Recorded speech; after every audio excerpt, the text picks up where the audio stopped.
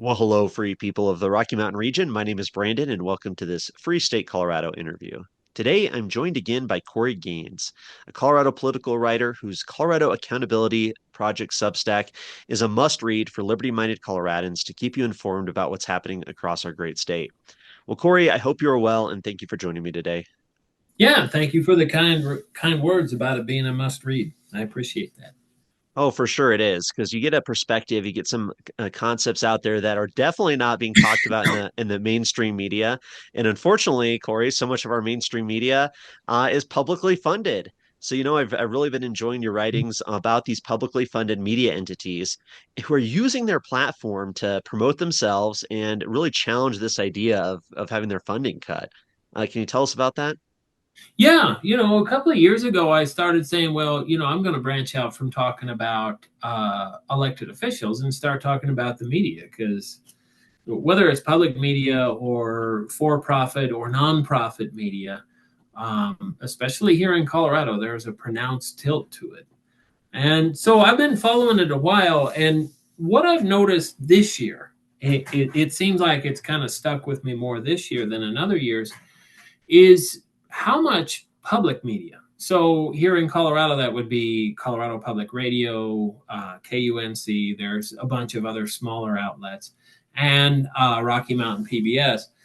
How much of their coverage since Trump was elected has been discussions of not only the chaos, but there's really tightly focused human stories on how much the cuts are hurting people. NOAA people are losing their jobs. Money is not going to people on the plains for ag projects. Money is not going to the National Institutes of Health. And sort of along with this, and CPR especially has just been terrible about this. Lots of articles about the Democrats' resistance to the Trump, what Trump is trying to do with trimming the federal government, right? There's been a ton of coverage about that, which, those things are, to my mind, that's okay. You can cover those things. I don't object to it. They're perfectly valid things to cover. What you won't notice in this coverage is a lot of discussion about harms to the taxpayer and what cuts might mean for a taxpayer. And the disparity is pretty striking. I kind of go through a little bit of examples in my Substack, but if you just think about what you've seen out of public media, if you've watched it with any regularity lately, it's all about how many people are going to be hurt and how much will be lost if the federal government trims the budget. And there's almost no coverage about how people would be helped or what it would do to our tax burden or what it's going to do to the ballooning federal debt or what we are currently doing to our children and our children's children and children's children's children. Like, what are we doing when we're mortgaging their future by burdening them already with this huge amount of debt? There's been almost no coverage of that. And it occurred to me to think, why would this be? Right, right. Yeah. I mean, it's so interesting because you have these platforms, and I'll just use that term, because that's kind of a description these days of anybody who's got getting their voice out into the public square. But these platforms of Rocky Mountain PBS, like you said, of a Colorado Public Radio, and yeah, I mean, they reach so many people, and they have a big spread. I mean, people, you don't have to pay for cable. I mean, I remember growing up and having friends, and their parents just would not pay for cable, but guess what was on TV at night? Or during the day, they watched a lot of Rocky Mountain PBS because it was over the air, free Yeah. TV. You don't have to pay for it. And it's not really free, of course. There ain't no such thing as free TV. Somebody's paying Yep. for it, the taxpayers. And then you have radio, right? You have NPR, all these local CPR type stations, whether I love 89.3, the jazz station, Akuvo. I really do enjoy it. But it's so unfortunate. I mentioned this before, but every hour there's a little NPR for those first 2 minutes at the top of the hour of their propaganda piece. And so it's interesting because they're providing something for free, and there's nothing free in this world. So they're getting something out of it, right? The people who are supporting it, the people who are pushing it, the people who are funding it. Because you got to think, sure, the money's coming from taxpayers, but then there's people in the bureaucracy, in the system itself, who decide to send that money to these people. And it's been going on for a long time. But nonetheless, there's an incentive there that, hey, they're pushing out a specific point of view, they're pushing out a specific type of vision, a narrative for our society that is beneficial to a certain group of elected officials, a certain group of bureaucrats. And how could they not be that way, right? I mean, if money's coming, there's an implicit understanding, and you've written about this idea that, whether it's spoken or not, there's an understanding that, hey, you don't bite that hand that feeds you. And if the hand that's giving you that money is under attack, I mean, you almost have a duty that way to say something about it. And that's the challenge with these publicly funded media outlets. Yeah. I should say that, like you mentioned, I was a PBS kid. I can't really, it struggles to get like over the air transmissions where I live, but yeah, we didn't have cable. I grew up on that stuff. I enjoyed the hell out of it. I was never a big fan of Mr. Rogers or Sesame Street, but Reading Rainbow, even well into like high school years, or a ton of other like Test Kitchen, things like that. I loved it. So I'm not against public media. Don't get me wrong. I'm not calling for there to be no public money going to public media. But what needs to happen is it needs to be fair and balanced. They do good at being accurate, but it needs to be fair and balanced, and it's not. And I think in particular, it has gotten even worse since the start of 2025. And I think it's for the reason that you say. They feel as though a potential funding source is under threat by one particular party and or one particular ideological bent. And so they've shifted over to the other, and they're supporting the people who say, don't cut any money. And they're giving us all these examples of all these harms if the money gets cut off. And oh, by the way, and I have this in my Substack, if you look at what they're putting out there, they're sending out emails to people and or they're putting up websites that say, you should be fighting back against cuts to public media too. And it may not be much. It's, I think, if I recall, the last I saw, Colorado Public Radio, as an example, probably about 5% of their budget comes from public money.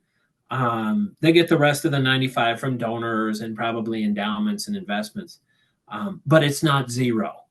And they clearly would miss that money. They're fundraising off of it. They're trying to make sure that people are advocating on their behalf to keep that money coming. So it may not be much, but clearly they're interested in keeping it. And I think it's showing through in what they're covering and in particular, what they're not. Yeah, fair point. Because, yeah, I mean, totally fair point on all of that. Completely agree with you. And, I'd like to think that that public media is capable of being impartial, but it just, Yeah. I still can't help but think about what you wrote about this idea that, there's just this understanding, there's this underlying thought that, if they're giving you money, you can't speak so poorly of them, right? So you got to support the regime in some way, at least government as a whole, maybe not specific political regimes, but the system as a whole, and that's feeding Mm-hmm. you that money. So somebody who's maybe a little bit more against that type of thing, more for a free market of ideas and things like that, they're always going to be pushing back against that. And I think that's kind of the nature of it. Unfortunately, I'd love to think that we could have public media that is unbiased, but it's hard to imagine that there's not going to be at least some level of bias there. Yeah, and what I wrote is that there is the left leaning bias. That is nothing new. And what I said was, that's like telling people the sky is blue. Everybody knows that. That's there. But taking a different tack on it, like if you look at the stories, for example, I mentioned earlier that they talk about cuts to rural Colorado and to agricultural issues. Now, in the past, that's tended to kind of be more of especially of late, more of a conservative area of the state. So it's not that they're only sticking to things that would affect people that are liberal. And they're talking about national parks and things like that. And who doesn't enjoy that, whether you're Republican, a Democrat, or independent, conservative, liberal, whatever. Um, but the bias, you tilt the picture just a little bit and you look at it from a new perspective. And that perspective is that the stories are always pro government funding, and there's nothing to balance that to talk about the taxpayer and the burden that the taxes put on us. Yeah, no, exactly, because these things cost money and all of these government programs cost money. We're seeing protests across Colorado, we're seeing protests across the country, and they keep saying hands off, keep your hands off our government programs, our government agencies, our government spending. It's like people, we're broke. The country's broke. The country has an extreme deficit to the highest it's ever been. The money Mm-hmm. doesn't come out of, as much as they can print money out of nowhere, don't get me wrong, they do that, but there's this negative effect of inflation and all these other hardships that are put on the system when the government just totally overspends. So it's like there's got to be a reckoning at some point, and I think people, hopefully, more people are starting to realize this, that you can't have all of these government programs, whether it's government-sponsored media or other programs out there, and that includes a lot of the federal government programs that are here in the state of Colorado, whether it's the NOAA, the Oceanographic, Atmospheric Associated, whatever group that they do, and all this other weather stuff. I mean, it's good stuff. It's stuff, that's useful that people like, but at the same time, there's a limit in terms of what can be spent. And yeah, it's interesting to see that you don't get those perspectives on the public media for sure. Yeah, like who, for example, is speaking for my little one or for her kids? I forget the exact number, but the U.S. debt per person is in the thousands now, and it only grows and it only compounds. And again, it's perfectly valid to talk about cuts to the federal programs and who that's going to hurt, because it will. You know, if you take away money, people are not going to have as much money and things are going to have to change one way or another. But it's also perfectly valid, and it's also perfectly missing in the discussion of the harms that we're doing with just completely irresponsible federal spending and borrowing and state spending and borrowing. And those voices need to be part of the conversation too.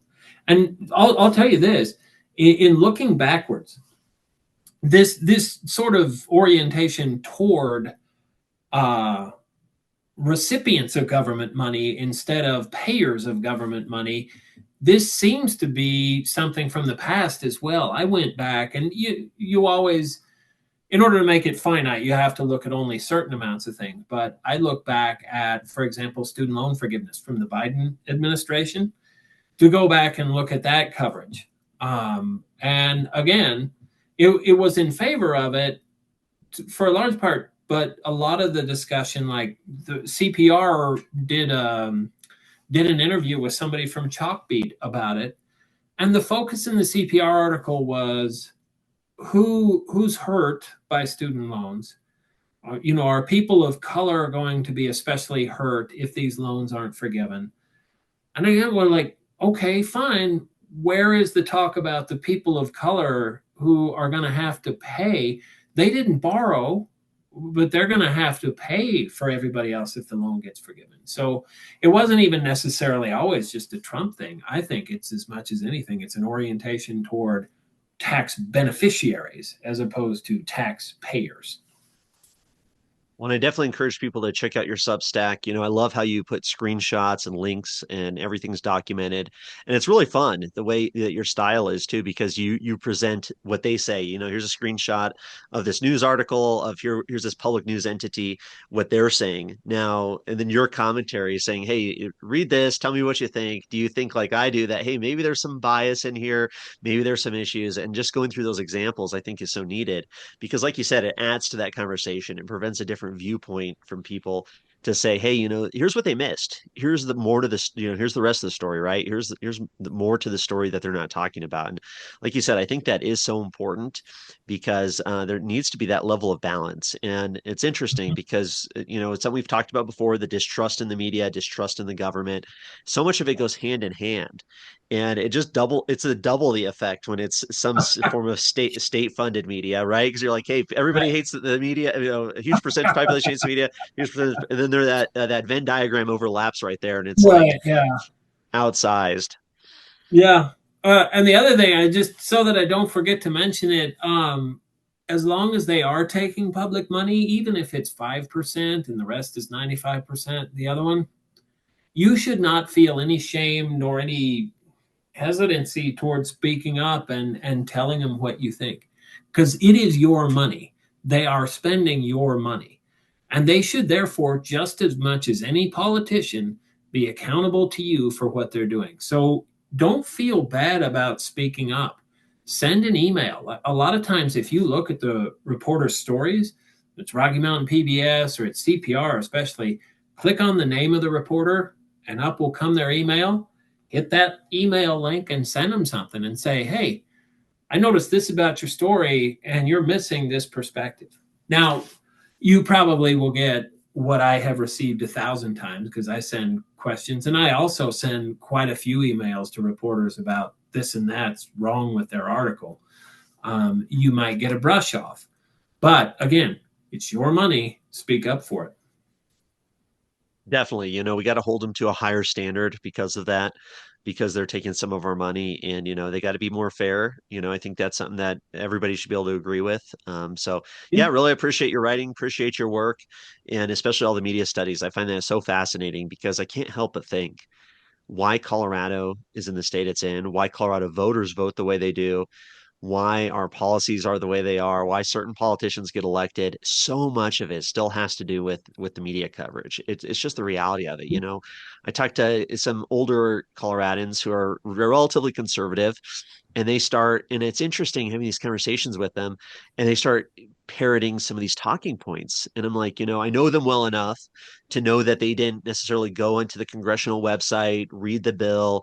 They didn't do much research beyond really what the media told them or what maybe they saw political advertisement for.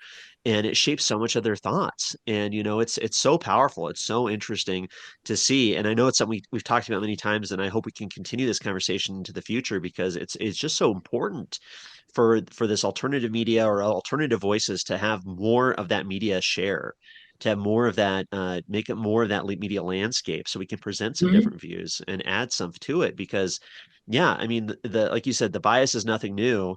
But what do we do about it? Well, reach out to those reporters, support alternative media platforms, and do what you can to get that word of mouth out there. I mean, it's so important these days.